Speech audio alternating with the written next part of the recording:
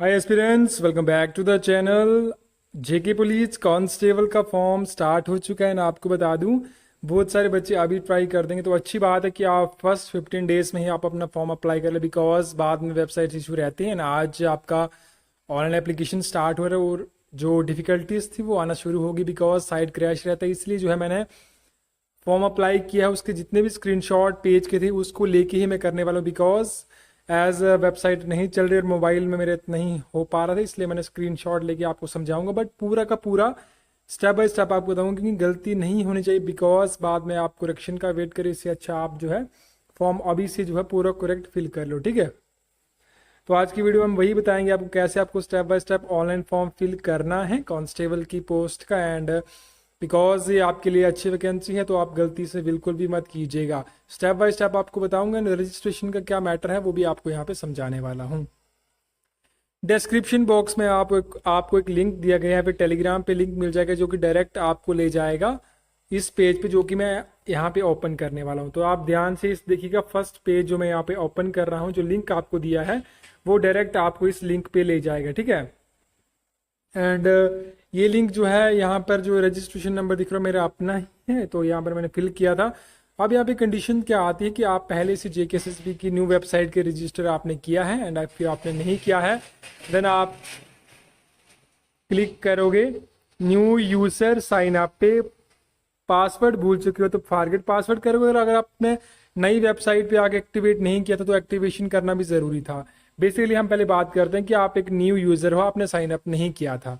तो मैं आपको ले चलता हूँ, आपको क्लिक करना है यहाँ से न्यू यूजर साइन अप पे, एंड एक नया इंटरफेस आपके सामने ओपन हो जाएगा। दैट्स आपको इस टाइप का दिखेगा। ये आपका न्यू यूजर साइन अप का है, तो आपको यहाँ से साइन अप करना है। साइन अप क्या होगा, तो इसमें साइन अप करने में बिल्कुल भी गलती मत कीजिए, बिकॉज आपका एक बार अकाउंट क्रिएट हो जाता है तो उसके बाद आप नए अकाउंट क्रिएट नहीं कर पाओगे। मेट्रिकुलेशन सर्टिफिकेट पे जो आपका नाम लिखा है वो आपको फिल यहाँ पे करना है। फादर्स का नेम फिल करना है, अपना email ID, confirm email ID, mobile number, date of birth original age on the matriculation certificate, category domicile तो होना ही है, यस यहाँ पे क्लिक करना है। जेंडर आपको मेल करना है। मार्शियल स्टेट जो आपका मैरिटल स्टेटस है, आप मैरिड है अनमैरिड है, एंड वेरिफिकेशन कोड यहाँ पे डालना है। जैसे आप इसको सबमिट करोगे तो आप जो है रजिस्टर हो जाओगे, और आपका यूजर नेम जो है वो आपको आपकी जीमेल आईडी जो आप यहाँ पे दोगे उस पर मिल जाएगा। तो आप यहाँ से रजिस्टर हो चुके होंगे। एक्टिवेशन लिंक को एक्टिवेट करने के बाद आप फिर से लॉगिन विंडो पे आ जाइए, और यहाँ से जो है आपका फॉर्म का फिलिंग प्रोसेस स्टार्ट होगा। न्यू यूजर थे, साइन अप नहीं किया था, चलिए साइन अप हो गया। एंड आपका अब जो यूजर नेम जो क्रिएट होगा नंबर्स में, वो आपको मिल जाएगा जीमेल पे, एंड पासवर्ड भी मिल जाएगा। उस पासवर्ड को आप बाद में जाके फॉरगेट चेंज कर सकते हैं, एंड अभी तक जो आप जीमेल वाला भी डाल सकते हैं। पुराने यूजर थे, फॉरगेट पासवर्ड करके आप पासवर्ड अपना रिकवर कर सकते हैं। अभी भी कोई डाउट बचेगा तो कमेंट सेक्शन में लिखिए, या फिर टेलीग्राम पे मुझे कॉन्टेक्ट कर लीजिएगा। यूजर नेम डाल दिया, पासवर्ड डाल दिया, वेरिफिकेशन कोड डाल दिया, लॉगिन कर देना है। जैसे ही लॉगिन करेंगे उसके बाद कौन सा पेज हमारे पास ओपन होगा, तो पेज होगा ओपन, मैं आपको बता रहा हूँ इस टाइम ये वाला पेज ओपन होगा। अब यहाँ पे एप्लीकेशन नंबर जो है ना, एप्लीकेशन नंबर जो है ये मेरा वाला किसी का मैंने फॉर्म फिल किया वो दिखा रहा है, बिकॉज ये फिल है तो यहाँ पे ये दिखा रहा है। आपको फिल नहीं होगा, आपको कुछ नहीं दिखाएगा। यहाँ पे आपको जो है ऑप्शन है एक्टिव एडवर्टीजमेंट्स पे, ठीक है। एक्टिव एडवर्टीजमेंट यानी कि इस टाइम जो एक्टिव एडवर्टीजमेंट है, advertisement number 1 for the post of constable, वो एक्टिव है, तो आपको उस पर क्लिक करना है एक्टिव। बाद में बताऊंगा सबमिटेड एप्लीकेशन पे आपको कब जाना है, बट आपको फिलहाल क्लिक करना है एक्टिव एडवर्टीजमेंट पे।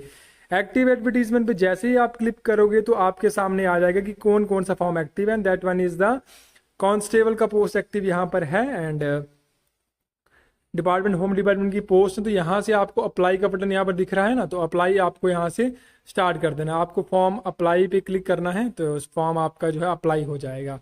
जैसे आप अप्लाई पे क्लिक करते हो नया विंडो आपके सामने आ जाएगा। This one are the instructions आपको दी गई हैं, कुछ नहीं करना है आपको, बस यहाँ से आपको जो इंस्ट्रक्शंस आपको दी गई हैं यहाँ पे आपको क्लिक करना है। I have read the instructions, that is important, आपको करना ही पड़ेगा, ठीक है इसको। एंड अप्लाई पे जो क्लिक कर दोगे आप, ठीक है।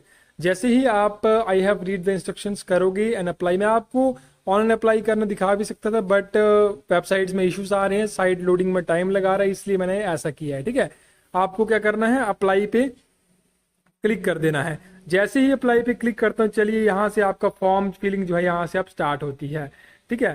तो यहाँ से आपको ध्यान जो देना है, सबसे पहले आप ध्यान रखिएगा जो पूरी डिटेल्स आपको बताऊंगा। कुछ डिटेल्स जो क्योंकि आपने रजिस्ट्रेशन कर ली है इसलिए आपका जो है कुछ डिटेल्स पहले ही दिखा देगा, जो कि मेरी भी यहाँ दिखाई थी एंड यहाँ मैंने हाइड कर दिया, बट आप अपना नाम चेक कर लीजिए पूरा स्पेलिंग सही है गलत है, फादर्स नेम, मदर्स नेम, आपका जेंडर आपको देख लेना है अच्छे से, क्या आपने सही लिखा था वही है, डेट ऑफ बर्थ भी यहाँ पर आपकी आ जाएगी एंड मोबाइल नंबर आपको यहाँ पर लिखा हुआ आएगा वो चेक कर लेना है, लैंडलाइन नंबर फिल करने की ज़रूरत नहीं है।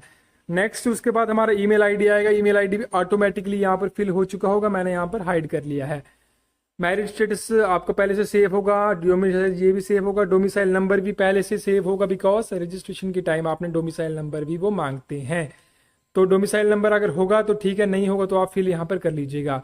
ये सब सेव है। डोमिसाइल डिस्ट्रिक्ट एग्जामिनेशन सेंटर यहाँ से आपको सिलेक्ट करना है, ठीक है, इसमें गलती मत कीजिएगा, 2 ही एग्जामिनेशन सेंटर है, that one is Jammu and second one is the Srinagar. अब जम्मू का ये मतलब नहीं आपको जम्मू में तो आपको कठुआ में भी एग्जाम रहता है, उधमपुर में भी रहता है, मतलब जम्मू मतलब जम्मू डिवीजन में, ठीक है, तो आपको ये सिलेक्ट कर लेना है, गलती मत कीजिएगा इसमें बिल्कुल भी। Next one is the Aadhaar number भी आपको फिल करना पड़ेगा अपना आधार नंबर, आप अपना 12 डिजिट का आधार नंबर यहाँ पर पुट अप कर दीजिएगा। कैटेगरी एंड नेशनलिटी आपका पहले से सेव होगा। ये रहा आपका फर्स्ट पार्ट और यहाँ से आपका हो चुका है। अब आती है बारी प्रेफरेंस देने की, तो प्रेफरेंस में गलती करोगे तो फिर बाद में पछताना पड़ेगा आपको।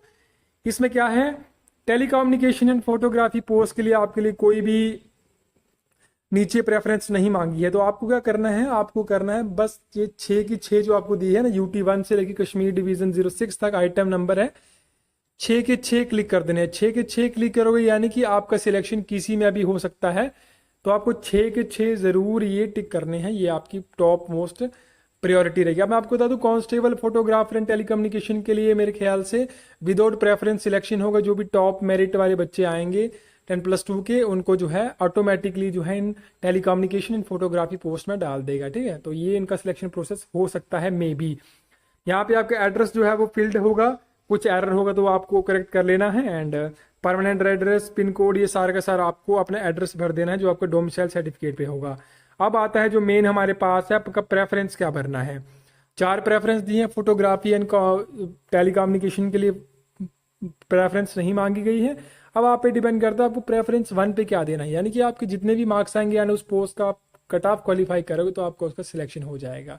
लाइकली जैसे आपका constable, executive police Jammu division है, कश्मीर डिवीजन है, नेक्स्ट IRPs है एंड SDRF है। एंड मेरी मानो तो आपको सबसे पहले आपको भरना, अगर आप जम्मू से हैं तो कांस्टेबल एग्जीक्यूटिव जम्मू भरना है, अगर कश्मीर से हैं तो कांस्टेबल एग्जीक्यूटिव आपको कश्मीर भरना है। उसके बाद आप भर सकते हो कांस्टेबल SDRF एंड लास्ट में आप भर सकते हो कांस्टेबल आर्म्ड IRP भर सकते हो, बाकी आप पे डिपेंड करता है।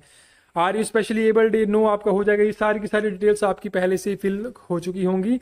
आपको जो यहाँ पर करना है ये है आपका do you possesses the required physical standards provided that the candidates belong. अगर आप गोरखा कम्युनिटी से बिलोंग करते हैं, फिर बॉड ट्राइब से, तो आपको इस पे टिक कर देना है। अगर नहीं करते हो तो कुछ भी नहीं आपको इसको करना है, ठीक है।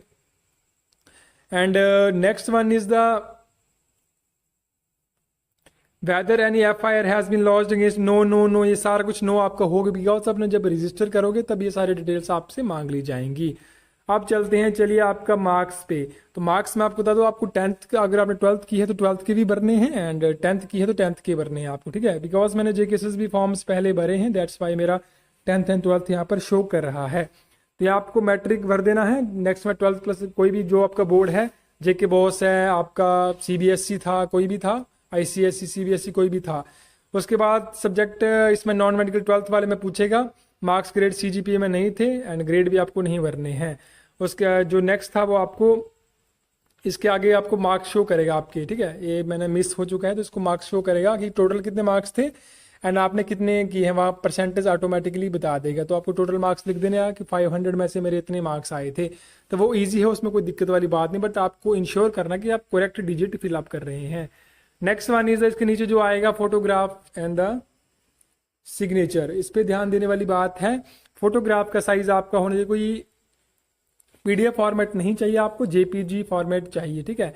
And size of the photograph आपको चाहिए 20 to 50 KB के बीच में एंड सिग्नेचर का फोटोग्राफ 10 KB to 20 KB के बीच में चाहिए। ध्यान रखिएगा फोटो का क्वालिटी अच्छा खासा होना चाहिए एंड 20 to 50 करना है आपको, तो ऑनलाइन रीसाइज इमेज में जाइएगा आप, ठीक है, ऑनलाइन रीसाइज इमेज आता है उसमें आप जाइएगा, वहां से आपका इजीली हो जाएगा। जैसे आप फोटोग्राफ एंड सिग्नेचर अपलोड कर देते हैं तो आपके पास नेक्स्ट ऑप्शन आ जाएगा I accept the above declaration. इसको आपको करना है, सबमिट कर देना है। सबमिट करने के बाद आपको एक प्रीव्यू का ऑप्शन भी देगा। जैसे ही आप करोगे फिर से डिटेल्स दिखाएगा आपकी सारी की सारी, एंड लास्ट में आपको फिर से सबमिट कर देना, तो आपका ये फॉर्म जो है यहाँ से सबमिट हो जाएगा। इतना प्रोसेस करने के बाद आपका नया इंटरफेस जो आएगा, देखिए यहाँ पर बताएगा एप्लीकेशन नंबर दिखा रहा है आपका, एंड यू आर सबमिट आपका दिखा रहा है कि आपका सबमिट हो चुका है ये, ठीक है। तो ये आपको ध्यान देना कि आपका यहाँ से सबमिट हो चुका है। अब आपको क्या करना है, देखिए फॉर्म फिलिंग में जो फर्स्ट वाला था वो आपका सक्सेस हो चुका है। Next one is application fee करनी है, थर्ड वन आपका प्रिंट कर लेना है। जैसे आप एप्लीकेशन फी करते हो तो आपका जो है वो सबमिट हो जाएगा फॉर्म, आप प्रिंट एप्लीकेशन कर पाओगे। अब एप्लीकेशन फीस पेंडिंग दिखा रहा था, एप्लीकेशन फीस कैसे होगा, एप्लीकेशन फीस के लिए आपको फिर से कहाँ जाना पड़ेगा, डैशबोर्ड पे जाना पड़ेगा एंड सबमिटेड एप्लीकेशंस पे क्लिक करना पड़ेगा। एंड उसके बाद मैं ले चलूँ तो आपको यहाँ पे आना है, फिर डैशबोर्ड पे वापस आना है जहाँ से हमने फॉर्म का स्टार्ट किया था। तो यहाँ पे आपको जैसे ही यहाँ पे आओगे आपको क्लिक करना है सबमिटेड एप्लीकेशंस पे। सबमिटेड एप्लीकेशंस पे जैसे ही क्लिक करोगे तो आपके पास ये एप्लीकेशन आ जाएगा आपका वाला, ये था आपका सबमिटेड एप्लीकेशंस में, ठीक है। ध्यान दीजिए जैसे आप इस पेज पे आओगे फिर से, बिकॉज आप सबसे पहले एक्टिव एडवर्टीजमेंट गए थे, वहां आपने फॉर्म अप्लाई किया, अब हम आ चुके हैं सबमिटेड एप्लीकेशंस पे। सबमिटेड एप्लीकेशंस पे जैसे ही आते हैं तो यहाँ पे आपको ऑप्शन आता है पे फी का, आपको फीस कैसे पे करना है वो आप डिसाइड कर सकते हैं। एंड पे JNK से क्लिक करोगे तो आपके पास इंटरफेस आ जाएगा कि फीस पे करने का, ठीक है। तो ये फीस पे करने की बात करो, 700 फीस आपकी है, इसमें दिखाई गई है। प्राइवेसी पॉलिसी सब कुछ दिखाया गया है इसमें। एंड फीस तभी आप पे जब आपका इंटरनेट कनेक्शन और साइट बड़ी है चल, बिकॉज ऐसा एरर बहुत सारा रहता है और बाद में JKSS भी जितना भी ग्रीवेंस भेज लो पैसे वापिस नहीं करती है। तो आप ध्यान में रखिएगा बात, फॉर्म फिल करते टाइम जो है जब नेटवर्क कनेक्शन अच्छा होगा एंड वेबसाइट अच्छे से चल रही होगी तभी फी पेमेंट करिएगा आप, ठीक है। जैसे I have read the instruction करेंगे, प्रोसीड फॉर पेमेंट करेंगे, पेमेंट का ऑप्शन आएगा एंड पेमेंट जैसे ही करोगे तो आपका फॉर्म यहाँ पर पेमेंट के लिए जाएगा और आप पेमेंट वहां से इजीली कर पाओगे जैसे आपको करना है, ठीक है। फी पेमेंट के बाद आपको फिर से यहाँ पर आना, जैसे हमें एक्टिव एडवर्टीजमेंट में आना है, सबमिटेड एप्लीकेशंस में आना है। देखिए अभी आपका फी स्टेटस सबमिटेड नहीं है, तो अगर आप प्रिंट एप्लीकेशन करते हो तो सब कुछ दिखाएगा, बस वहां लिखा होगा फी नॉट पेड। तो आपका एप्लीकेशन नंबर जनरेट हुआ था, फी सबमिट नहीं हुई है, दैट्स वाई आपको लिख देगा फी। जैसे स्टेटस आपका यहाँ पर लिख देगा सबमिटेड, देन आपको प्रिंट एप्लीकेशन करना है। एंड प्रिंट एप्लीकेशन करने के बाद जो है आपके जो प्रिंट आएगा उसमें एप्लीकेशन नंबर लिखा होगा आपको, और वही भी लिखा होगा फीस सबमिटेड। या ये बात ध्यान में रखिए, बहुत सारे बच्चों के फॉर्म सुपरवाइजर के टाइम रिजेक्ट इसलिए हुए, पेमेंट नहीं हुआ था, उन्होंने सोचा एप्लीकेशन नंबर जनरेट हो गया, बट ध्यान रखिएगा एप्लीकेशन नंबर जो आपका जनरेट हुआ है वो उस पर चेक जरूर कर लेना है प्रिंट एप्लीकेशन पे, बिकॉज फी पेमेंट सक्सेसफुल हुआ है उस पर अगर लिखा है देन आपका एप्लीकेशन फाइनली सबमिट हो चुका है। ये सारा प्रोसेस था, ये हो आपको समझ आ चुका होगा। अभी भी कोई डाउट बचता है तो कमेंट सेक्शन में जरूर लिखिएगा, हमें टेलीग्राम पे कॉन्टेक्ट कीजिएगा एंड जितनी हेल्प हो सकती है हम आपकी जरूर करेंगे।